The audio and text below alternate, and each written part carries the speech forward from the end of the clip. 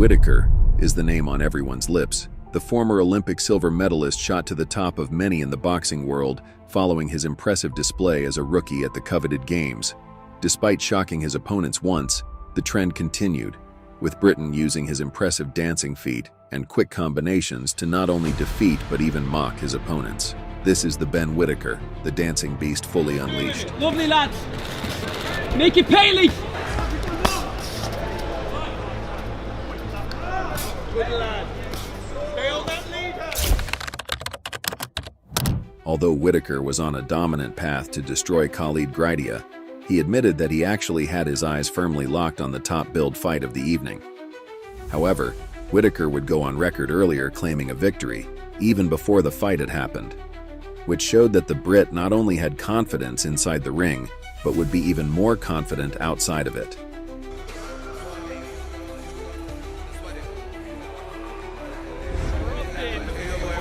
And ready to grace this operating theatre once. Okay lads, 8-man contest. Keep it clean at all times, keep yourself protected at all times. Keep it respected at all times. Touch gloves, here we go. The fight started in a truly professional manner, with Whittaker displaying his early dominance as the bell rang. It would not take long before his incredible skills of bobbing and weaving were on full display. Gridia gets onto the inside. Despite dodging many of Gridia's advances in the early rounds, the professional manner in which he conducted himself would send a message that Whittaker is not the loose cannon everyone had come to expect. The Frenchman did land a few winging overhand punches, but being such an elusive fighter, Whittaker managed to shrug off most of the initial barrage.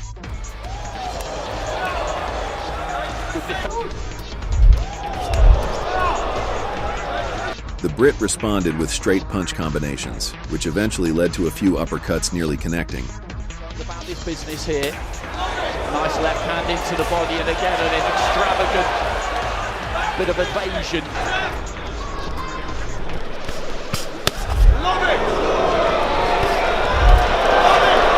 It was midway through the second round that Gridia found some of his rhythm. However, the impressive upper body movement of Whittaker would dodge a few shots, which enabled him a clear opening to land a powerful left hook, sending his opponent to take a knee. Midway through the round, can he follow it up? He looked for it again there, but he managed to drop the elbow on it,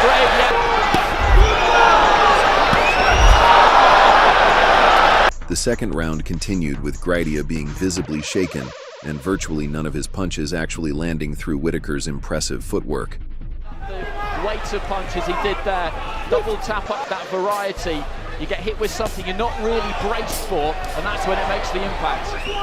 100%, he's very in that, but that shot that he caught him with the headshot, he just gets caught there. He just missed his ribs by inches and just came. Opponent in front of you, you can't hit them, and you miss one, and the crowd. He did get clipped there with a shot in that little exchange.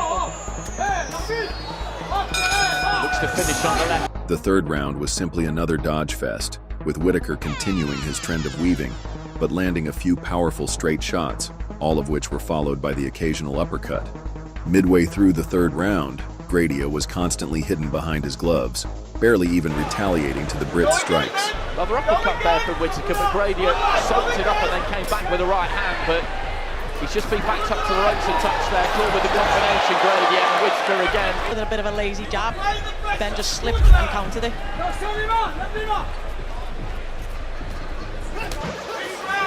By the fourth round, the trend simply continued. Despite the initial flurry of shots from Gridia, it simply seemed like Whittaker was too fast and too elusive for the Frenchman to contain.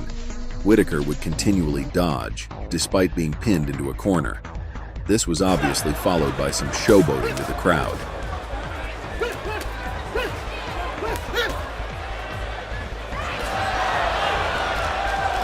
Whittaker's antics are maybe just riling Gridia up a little bit here. He's setting his feet and looking to let his hands go, but that could suit Ben Whittaker possibly.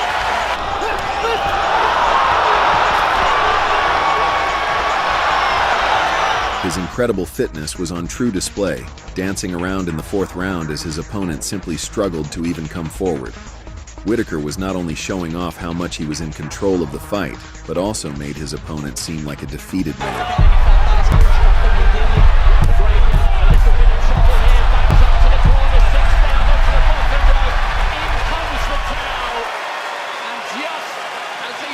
The devastating defeat would come in the 5th round, with Whittaker backing his opponent into the corner and unleashing a devastating fury of punches. The referee would ultimately stop the fight, declaring Ben Whittaker the victor by TKO. One of the most important fights of Whittaker's career was next. The Briton would come face to face with one of the most stubborn fighters ever to set foot in the ring, Leon Willings. Understanding the toughness of Willings, Whittaker understood that speed alone would not be enough to take down his opponent this time, and he would add somewhat more strength training to his regime. However, his arrogant confidence continued to shine throughout the build-up, with the Brit constantly throwing some shade at Willings before the bout. Even the press had a hard time containing the former Olympic silver medalist. So these people think they can call me out, and then when it comes, they'll see the level. Nah, I called you out, bro. I told him to fight you, right? Who are you?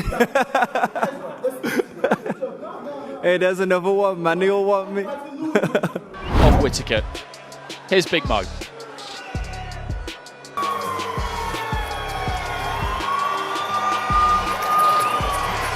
Keep respect at all times. Keep respect at all times. Touch gloves. Here we go. The opening salvo was much like many of Whittaker's other bouts. The Brit continued using his speed, occasionally closing the gap and landing his trademark straight punches.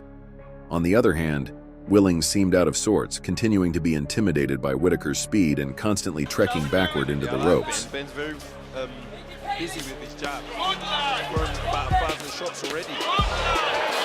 Looking to shut down with the showboating that we've seen previously in fights. He's just got straight down to the business of letting his hands go. Strong right hand there again. Yeah, I think that guy that maybe called him out at the press conferences keyed him up because he's really firing at all cylinders.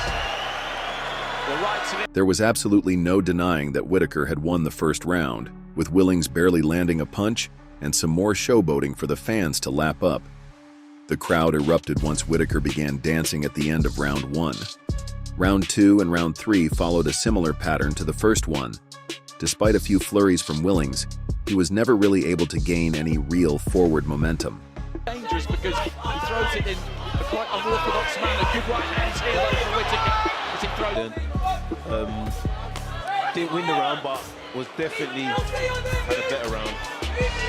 Yeah, but Whittaker's just teeing off from Willings on the ropes. Good 1-2 there from Whittaker. Willings trying to get off the ropes eventually from Willings, and Whittaker, I think, is enjoying this, having somebody in front of him who is really looking to try and throw back in a little bit of a flash ropes, but he's taken these well so far to win this fight. So it doesn't mean you can take them forever, but he hasn't shown any, and has got out the way of it. Lovely turn, jeez. Willings just finding it with the right hand there, then catches with To get the knockouts. He just switched southpaw briefly there, Willings. Again, just manages to roll under a couple on the ropes. Willings connected a few dominant blows in the 4th round, with the 5th round being rather close. By all accounts, it did seem like Leon was slowly coming back into this fight, perhaps relying on the fact that Whittaker might have tired himself out with his elusive showboating and dodging techniques in the early goings. By the end of the bout, Whittaker won the fight 78-73 by points, and the surgeon would retain his undefeated streak.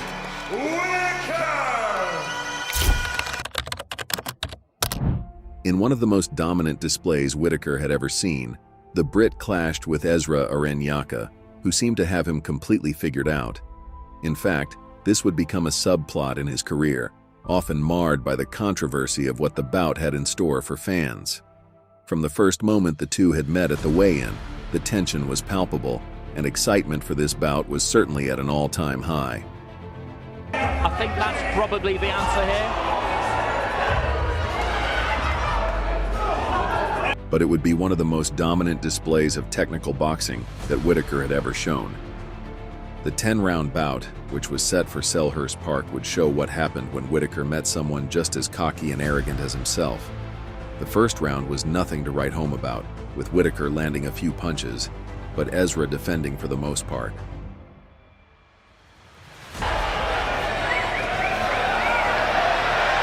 He's playing him at his own game.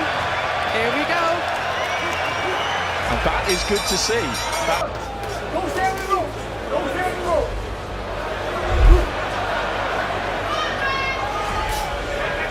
That's a good jab from Whittaker, up from the waist. Play acting himself, looking like he might have been stunned, swaying slightly when he wasn't.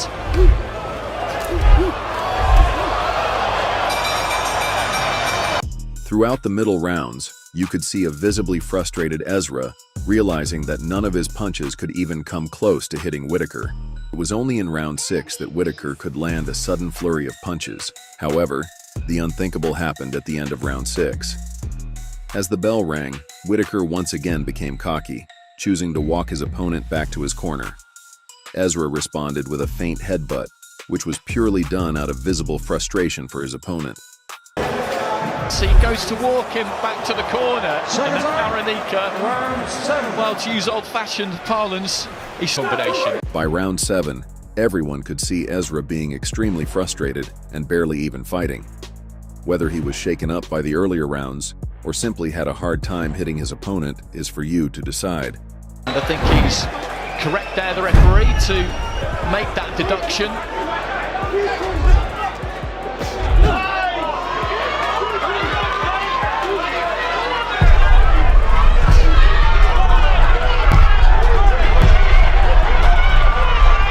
Round 9 and 10 followed a similar trend, with Whittaker continuing his advance, whilst his opponent was merely just retreating the entire time. Once the final scorecards were called, it would reveal one of the most dominant displays ever in boxing. The judges had Whittaker win the bout 189, 99-90, and 99-90. After his impressive win over Ezra, Whittaker would come face-to-face with Liam Cameron for his next bout. Despite it being a high-stakes fight, the unthinkable once again happened, showing just how controversy seems to follow the British-born fighter. Despite both fighters showing incredible respect for each other, they would occasionally throw the dig at one another. But all eyes were on this Saudi fight. Ben thinks I'm scared of him. I've been way worse than that. Well, I wish you luck. Thank you very much. Let's send it over to Liv. Ben, Liam just said there to Todd that he thinks you were scared as you were facing up, looking at him face to face. I think the perfect thing was on. I ain't never scared. You know what I mean? When you work the way I work, preparate the way I preparate, there's no reason to be scared, especially when the Lord's on my side. Barry relying on that upper body movement, can't get into trouble. Ben Whittaker can be flat-footed up defensive end. He'll lean back hard with that body. If you don't lean back fast enough, you get caught just like with that right hand. The early rounds were fairly even. In fact, the judges had both fighters basically tied as the fight headed into the 5th round. Despite Whittaker's speed advantage, he could barely connect a punch.